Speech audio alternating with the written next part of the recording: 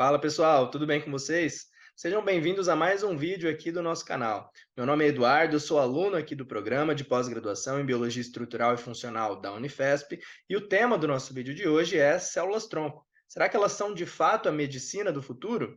Pois é, eu tenho certeza que vocês já ouviram falar em algum momento sobre as células-tronco, né?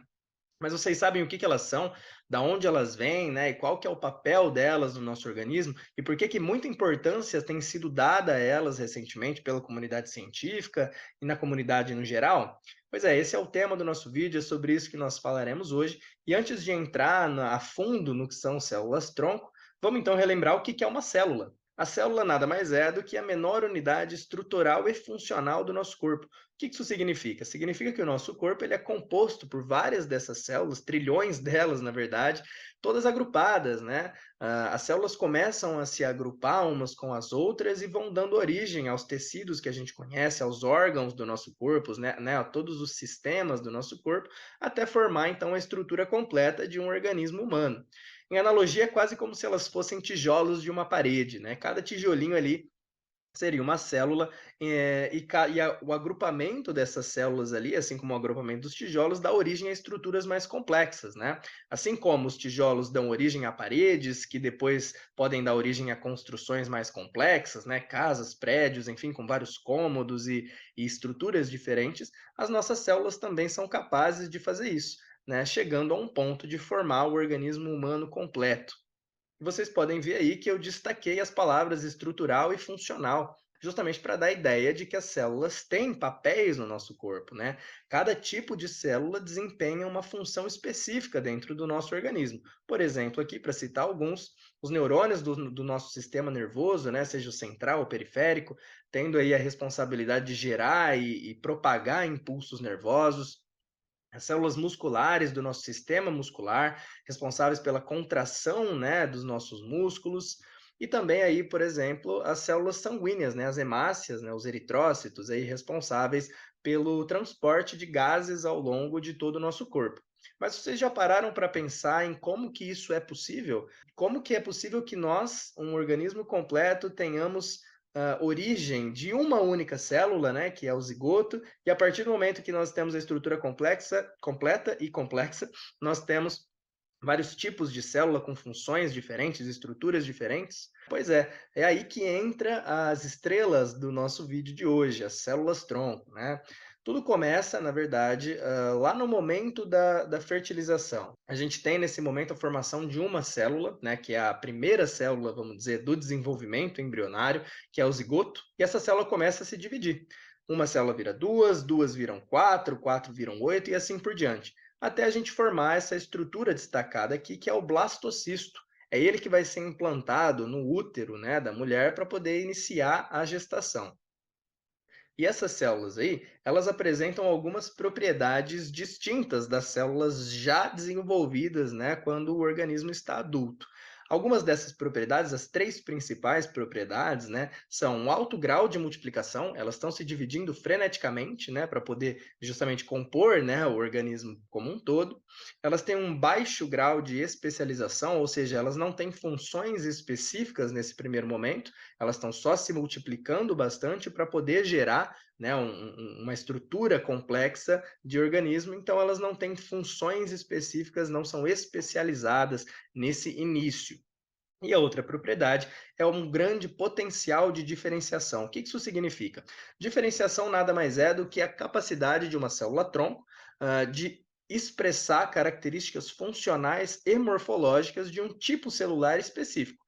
Por exemplo, aqui que eu coloquei as células-tronco se diferenciando em neurônios, né, em células do sistema nervoso. E aí a gente já começa a entender o porquê que elas são importantes no contexto clínico. Como eu disse, essas células-tronco elas exibem essa capacidade de se diferenciar em células especializadas, células distintas, né? Como a gente pode ver aqui no esquema, então as células-tronco na esquerda, né, se diferenciando em células do sistema nervoso, células musculares, do intestino, do fígado, né, para poder compor futuramente esses órgãos por completo.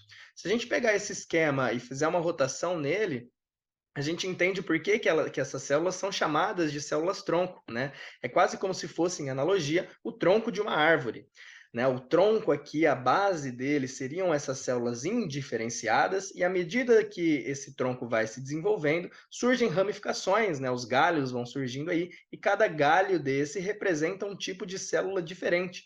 Então é como se as células tronco fossem o tronco, o início, né? A base do desenvolvimento de uma árvore, e cada galho representasse os tipos de células mais especializados que vão sendo desenvolvidos a partir das células tronco.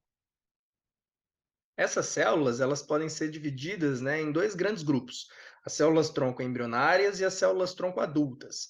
Aqui eu abro um parênteses, né, para poder mencionar uma questão ética muito importante, né? Levando em conta as células tronco embrionárias, o próprio nome diz, elas vêm de um embrião. Quando a gente tira células de um embrião, esse embrião morre, né? Então aqui cabe uma pergunta importante, né? Até que ponto a gente pode utilizar essas células, seja para qual finalidade for, terapêutica, clínica, enfim, até que ponto a gente pode utilizar elas, levando em consideração que isso iria acarretar na morte de um embrião em potencial? Tá aí uma questão para a gente pensar, né? Para a gente ficar ligado. Bom, voltando aqui, o outro grupo, né, de células tronco que a gente tem são as adultas. Elas também vêm do período embrionário, mas após o 5º dia do desenvolvimento embrionário, né?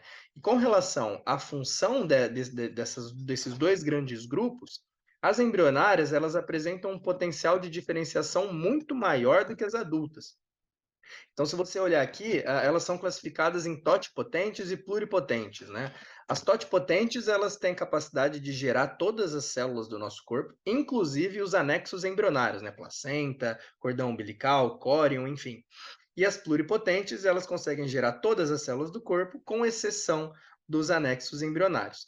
As células adultas aqui, elas vão diminuindo o potencial de diferenciação, né, até chegar num ponto de serem unipotentes, ou seja, terem a capacidade de se diferenciar em apenas um tipo celular. Então, à medida que elas vão perdendo o potencial de diferenciação, o grau de especialização aumenta, né? Porque as células tronco embrionárias, as totipotentes, lembra que eu falei que elas são pouco especializadas? Pois é, elas são pouco especializadas, mas com grande potencial de se diferenciar. O inverso ocorre com as células já desenvolvidas, né? Que elas têm um grau alto de especialização e uma baixa capacidade de se diferenciar. Isso vai ser importante quando a gente estiver falando sobre as aplicações clínicas dessas células. A aplicação dessas células tronco é muito vasta, é muito ampla.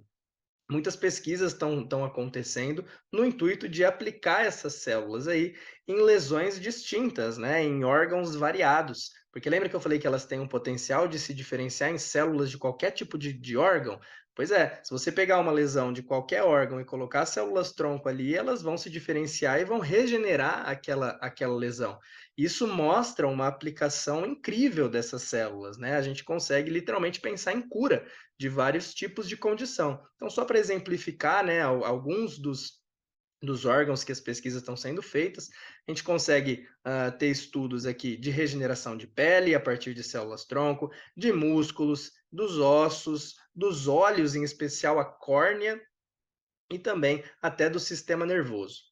Muito avanço vem acontecendo nesse campo, né? As pesquisas crescem com relação a isso, justamente para poder oferecer para a sociedade, num futuro que é um futuro próximo, esse tipo de tratamento, né? Um tratamento voltado para regeneração de tecidos, diferente das terapias convencionais que a gente está acostumado aí, de medicamentos, de compostos químicos isolados, né? A proposta das células tronco da medicina regenerativa é oferecer, no caso, medicamentos biológicos, né? À base das células que vão compor aquele tecido ali, na intenção, né? Com o objetivo de poder resolver ali a lesão que está implantada naquele órgão.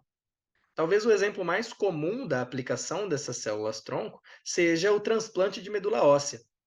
O transplante de medula óssea nada mais é do que a extração dessas células tronco da medula de indivíduos saudáveis e compatíveis com um possível receptor, a cultura, o cultivo dessas células aí em laboratório e a posterior transfusão dessas células para o paciente que precisa delas, né? E aí a gente consegue ver uma melhora muito interessante, né? Essas células que são transplantadas, elas conseguem de fato regenerar a medula óssea daquele paciente, que passa a produzir células saudáveis e a restabelecer todo o estado de saúde daquele paciente.